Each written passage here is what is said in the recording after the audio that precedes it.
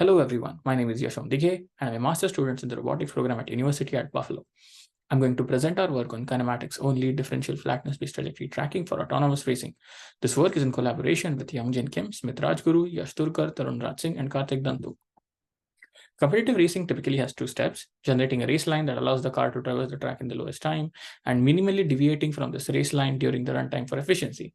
Our work focuses on the second part, the ability of an online controller to follow a given race line efficiently.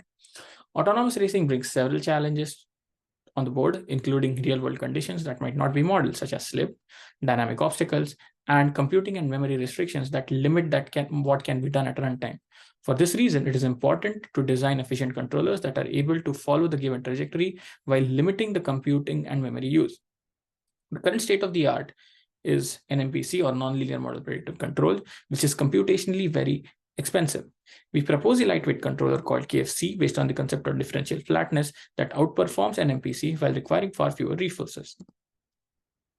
In a nutshell, the idea of differential flatness is as follows. A system is considered differentially flat if there exists a set of outputs equal to the number of inputs, such that all states and controls in the state space can be represented in terms of the selected flat outputs and the derivatives without integration. The kinematic bicycle model is shown on the screen, where xy represent the position of the center of the rear axle, theta is the orientation of the vehicle, and the length of the wheelbase is L. The input to the system is the forward linear velocity v and steering angle del.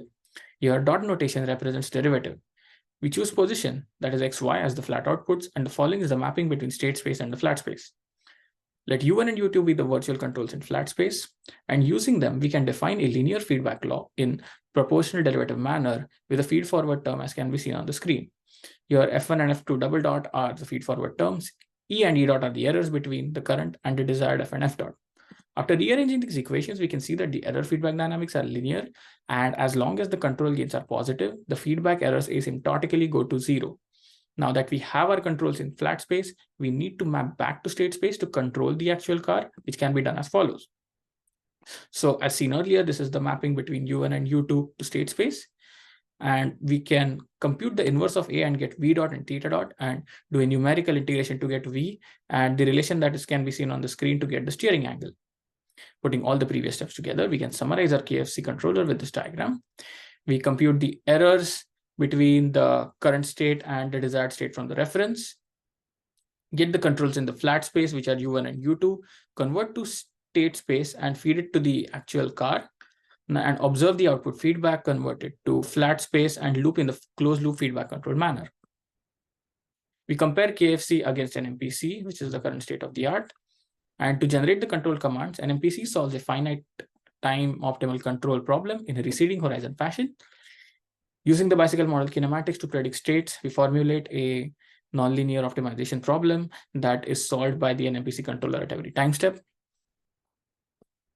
Here, R is a matrix that penalizes the effort needed to execute the control command, and Q weights the error for each state.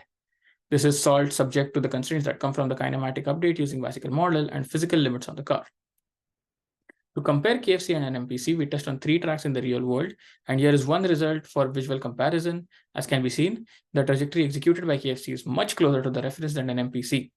Detailed simulation results are available in our paper, and they also show KFC to work better. These tables show the tracking accuracy errors and the resource utilization. The controllers were implemented on the NVIDIA Jetson Xavier NX, and across all tests, which include simulation and real world, usage stats were recorded using the process IDs of the controller process.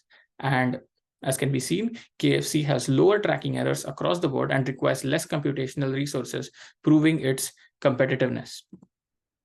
In conclusion, our work proves the efficacy of differential flatness-based control for tracking high-speed trajectories under computational constraints. In future, we can incorporate full-state dynamics and explore different control schemes. Our code is publicly available on our GitHub, which can be found at droneslab.github.io.